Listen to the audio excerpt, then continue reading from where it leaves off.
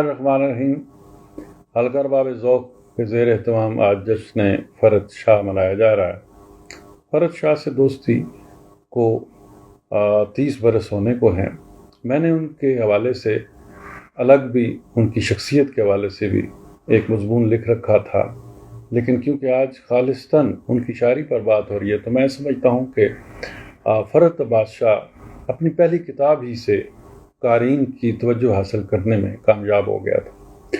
اس کی پہلی شاعری میں تو روایتی رومانویت اور خاص طور پر مقبول شعراء کا سا لہجہ ہمیں دکھائی دیا، لیکن اس نے وہاں بریک نہیں لگائی، وہ مسلسل سفر کرتا رہا اور اس کی شاعری میں بتدریج جو ہے اس کے ارتقائی مراحل جو ہے وہ طے ہوتے ہیں۔ جوں آپ اس کی ساری کتابیں بتدریج اسی حساب سے آپ پڑھتے جائیں گے تو آپ کو احساس ہوگا کہ فرت شاہ نے اپنی فکر و اسلوب میں بہت زیادہ ترقی کی ہے۔ وہ اپنی دھرتی سے جڑا ہوا شاعر ہے۔ اس کے ہاں ارد گرد کے مسائل کے ساتھ ساتھ اپنے عہد کا کرم اور جبر بھی نمایاں ہے۔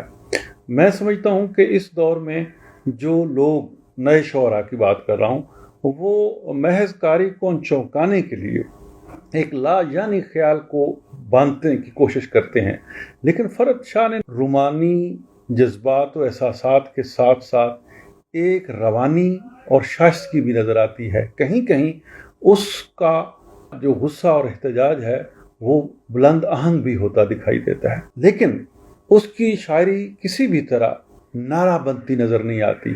وہ جو کچھ دیکھتا اور محسوس کرتا ہے اپنی شاعری میں وہ اس خیال کو پیش کر دیتا ہے۔ میں سمجھتا ہوں کہ وہ اول و آخر شاعر ہے اور اس کے ہاں ایک زبان کی توڑ پھوڑ کا سا عمل بھی نظر آتا ہے۔ خاص طور پر سرائکی اور پنجابی کے الفاظ بھی اس کی غزل میں دیکھے جا سکتے ہیں۔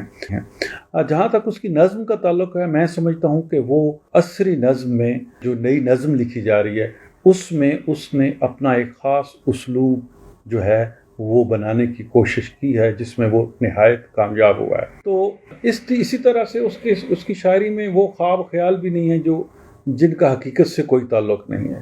وہ جو دیکھتا ہے، وہ جو محسوس کرتا ہے، وہ بغیر کسی تکلف کے اپنی شاعری میں بیان کر دیتا ہے۔ یہی وجہ ہے کہ نئی نسل اسے پسند کرتی ہے اور وہ آج کے مقبول شعراء میں شمار ہوتا ہے۔ میری دعائیں اور نیک تمنائیں ہمیشہ اس کے ساتھ رہی ہیں۔